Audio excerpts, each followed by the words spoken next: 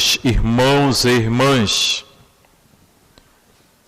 a Igreja celebra neste final de semana a solenidade de São Pedro e São Paulo. Esses dois apóstolos são considerados as colunas da Igreja. Hoje eu fiquei pensando e retomando algumas leituras e decidi revisitar dois documentos da Igreja, documentos que são caros à Igreja pós-Concílio Vaticano II. Trata-se de duas constituições, uma dogmática e a outra pastoral. A dogmática Lumen Gentium, que apresenta a Igreja como ela é, como ela foi pensada, como ela foi querida, como ela foi planejada por nosso Senhor Jesus Cristo. A Igreja naquilo que ela é, na sua identidade, a identidade de esposa de Cristo, porque Ele a quis fundar e desposou-a no momento em que Ele entrega a sua própria vida na cruz para fazer com esta Igreja uma aliança nova. Aliança selada no sangue do Cordeiro. Cordeiro imolado que nós celebramos em cada Eucaristia, por isso que quis a providência de Deus colocar nos ensinamentos de São João Paulo II para dizer-nos que a Eucaristia faz a Igreja e a Igreja vive da Eucaristia. Essa Igreja que foi querida, pensada e fundada por nosso Senhor Jesus Cristo. E depois, a outra constituição, que é uma constituição pastoral, chamada Gaudium et Spes, que fala sobre a Igreja no mundo de hoje. Nesta realidade histórica em que nós vivemos. E eu lembrava de uma das aulas de eclesiologia, que é a disciplina que nós estudamos no seminário, que fala sobre a Igreja. E na oportunidade, o meu professor, para falar dessas duas realidades da Igreja, ele falava de uma Igreja adintra, que significa uma Igreja dentro, e falava de uma Igreja destra, uma Igreja para fora. E que nós podemos entender melhor na linguagem do Papa Francisco, quando ele diz a Igreja em saída, a Igreja da proximidade. Uma Igreja que sai em missão. Então nós temos para dizer que a Igreja, ela é reconhecida nesses dois apóstolos. Pedro, que representa mais essa Igreja, a instituição, na sua identidade originária, fundada e querida por Cristo Jesus, e fundada sob o alicerce dos apóstolos, e que tem Pedro como o primeiro, como aquele colocado na frente, e de uma Igreja à destra, que é caracterizada pela missionariedade. Uma Igreja que é por natureza missionária, conforme nos ensinou São João Paulo II. Ou para falar de outra forma, de uma igreja que existe para evangelizar no ensinamento de São Paulo VI. Então a figura de Pedro e Paulo nos fala desta identidade da igreja. Uma igreja nascida sobre os alicerces dos apóstolos, fundada por Cristo para ser no mundo missionária, para ser no mundo presença, para ser no mundo sacramento de salvação. E quando nós celebramos o apóstolo Pedro e Paulo, nós colocamos em evidência justamente essa dimensão da eclesiologia, da igreja, que é a dimensão da proximidade, do estar no meio das pessoas. E hoje, a palavra de Deus nos coloca diante de um diálogo bem sincero, um diálogo bem íntimo entre Jesus e Pedro. E neste diálogo, Jesus quer saber apenas uma coisa de Pedro: se ele o ama. E pergunta: Simão, filho de João, tu me amas mais do que estes? Pedro respondeu: sim, Senhor, tu sabes que te amo. E Jesus diz: cuida dos meus cordeiros. O que significa isto? Quando Jesus diz para Pedro: cuida dos meus cordeiros, Jesus está dizendo, desde os menores, dos recém-nascidos à vida da graça, desde aqueles que vão me conhecer, tem cuidado com eles como se fosse um cuidado contigo mesmo. Apacenta os meus cordeiros. Nenhum pode ficar fora deste apacentar, deste cuidado, desta atenção que tu deves dar. Depois, pela segunda vez, Jesus lhe diz: Pedro, ou Simão, filho de João, tu me amas? Pedro responde: sim, Senhor, tu sabes que eu te amo. Nesta segunda vez, Jesus diz: cuida das minhas ovelhas. E quando Jesus está dizendo para Pedro: cuida das minhas ovelhas, ele quer dizer: a todos os que me seguem, tu vais presidir no meu amor. A todos que me seguem agora e aqueles também que irão seguir-me mais para frente, passas adiante deles, guia-os nas veredas da vida. É como se Jesus estivesse dizendo para Pedro: não deixa que nenhum se perca.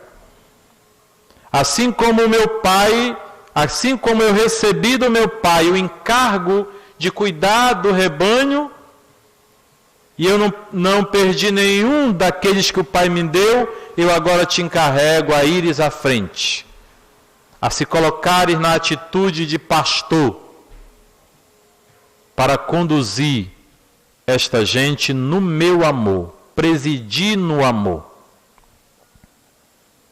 Depois os santos padres todos têm essa consciência, que são sucessores do apóstolo Pedro, eles têm essa consciência de que eles devem presidir na caridade, presidir no amor todas as igrejas a partir do trono de Pedro, a partir dos pés de Pedro que está em Roma.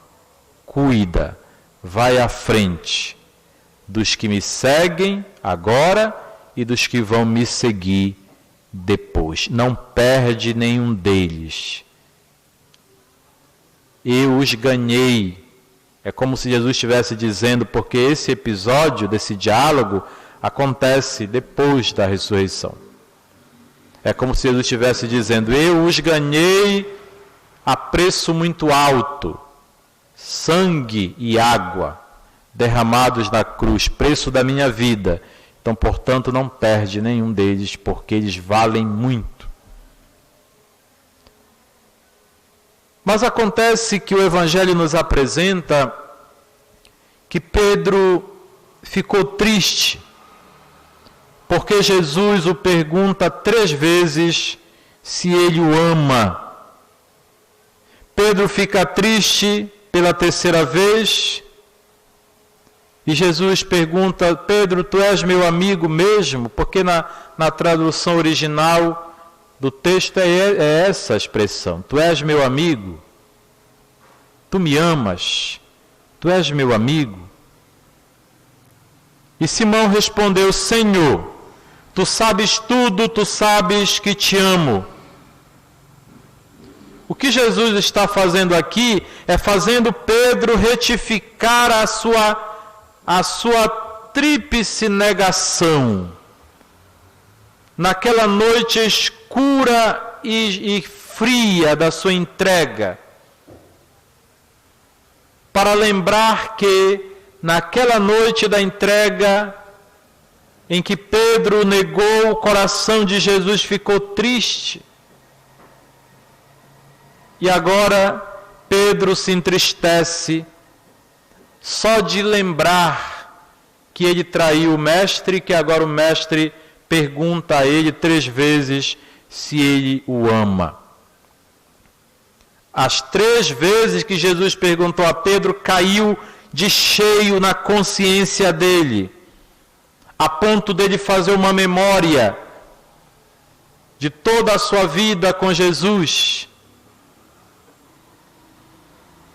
Das vezes que ele até repreendeu Jesus, que isso não te aconteça, Jesus vai dizer, afasta-te de mim, Satanás, que tu não pensas como Deus, mas como os homens. Ou seja, esse diálogo que Pedro tem com Jesus faz com que ele faça uma memória da própria vida, da própria existência dele. Desde o momento em que ele foi alcançado por Cristo, a ponto de se deixar modelar por ele, agora Cristo quer saber se Pedro de fato se deixou modelar. Se Pedro de fato tem condições de apacentar o rebanho, de dar continuidade à obra salvífica, à obra redentora de Cristo no mundo. Jesus quer saber se de fato ele está maduro o suficiente para conduzir aquele grupo que junto com ele vão continuar na história a missão de Cristo. Tu me amas, tu sabes tudo, tu sabes que eu te amo. Eu te amo totalmente. Porém, alguma vez eu te neguei, eu reconheço, mas eu te amo totalmente. Já sabes quanto chorei a minha traição. É como se Pedro estivesse falando isso para Jesus. Tu sabes quanto me entristeceu, quanto eu chorei a minha traição, quando eu te neguei. Já sabes que encontrei consolo somente estando com a tua mãe e com teus irmãos na comunidade. Tu também já sabes que nós não podemos ir a nenhum lugar porque só tu tens palavras de vida eterna. Tu sabes tudo. Tu sabes da minha vida. Tu sabes que eu te amo. Ora, meus irmãos e irmãs, nós encontramos consolo ao recordar que o Senhor estabeleceu o poder de apagar o pecado de separarmos muito ou pouco do seu amor e do amor dos irmãos. Consola-nos saber que o Senhor nos toma pelos ombros como a ovelha desgarradas e feridas. Consola-nos saber que Ele estará conosco todos os dias até o fim dos tempos, que Ele não nos abandona. Consola-nos saber que no tempo da provação Ele está lá do nosso lado, conforme Ele havia prometido. Consola-nos saber que a fidelidade do Senhor é desde sempre e para sempre. Consola-nos saber que com Ele nós podemos ter uma amizade sincera, uma amizade segura. Consola-nos saber que em toda a Eucaristia celebrada, Ele se mola uma vez mais pela salvação do mundo. Consola-nos saber que no momento da nossa prostração, Ele está lá para nos santificar na sua verdade, perdoar os nossos pecados, nos colocar de novo no seu coração amoroso. Consola-nos saber que o Senhor está no meio de nós. Nós encontramos consolo quando nós admitimos a certeza do nosso afastamento do seu lado, quando nós nos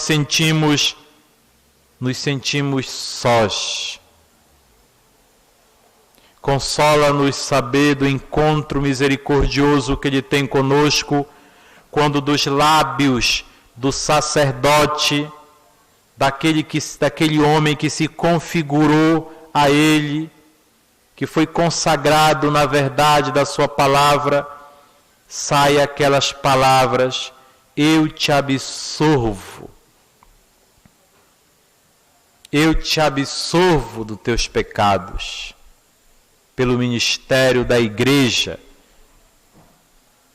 que tu mesmo quisestes constituir. Aqui nós temos aquilo que nós chamamos o poder da jurisdição que Jesus deu a Pedro e que Pedro transmitiu aos apóstolos e que ininterruptamente a sucessão apostólica está aí manifestada em cada bispo que é designado pelo Santo Padre para cuidar das igrejas. Com esse poder de santificar a igreja na verdade da palavra de Cristo, de apacentar, de cuidar dos cordeiros, de cuidar das ovelhas, de cuidar do rebanho. Ainda, meus irmãos, Pedro encontra consolo no poder das chaves que Jesus Cristo dá a todos os seus sacerdotes, a todos os ministros, para reabrir as portas da amizade com Ele, para reabrir as portas dessa relação amorosa com Ele, diante dos atos de desamor que muitas vezes nós vivemos. Tudo isso, meus irmãos e irmãs, nos leva a valorizar a joia imensa que são os sacramentos, que é o sacramento da Eucaristia, que é o sacramento da reconciliação. Vejam, Cristo quis a igreja e quis perpetuar nesta igreja, deixando-nos esses sinais, os sinais do seu amor, que se dá através da celebração dos sacramentos. Podemos encerrar a nossa meditação com uma palavra do grande São João Crisóstomo, comentando sobre a festa de São Pedro e São Paulo, diz São João Crisóstomo. Imitemos a conduta dos apóstolos e não lhes seremos inferiores em nada. Que coisa bonita, né? São João Crisóstomo está dizendo. Imitemos a conduta dos apóstolos e não lhes seremos inferiores em nada. Com efeito, não foram os seus milagres que os fizeram apóstolos, mas foi a santidade da vida deles. Não foi o milagre que aconteceu na porta formosa, belíssima do templo, como nós ouvimos na primeira leitura dos Atos dos Apóstolos, que os fez apóstolos e seguidores de Jesus. Não. Foi a santidade de vida que eles absorveram da convivência com o Senhor. Continua São João Crisóstomo. É nisso que se reconhece um discípulo de Cristo, na santidade. A santidade que é fruto de quem ama. Vejam como eles se amam.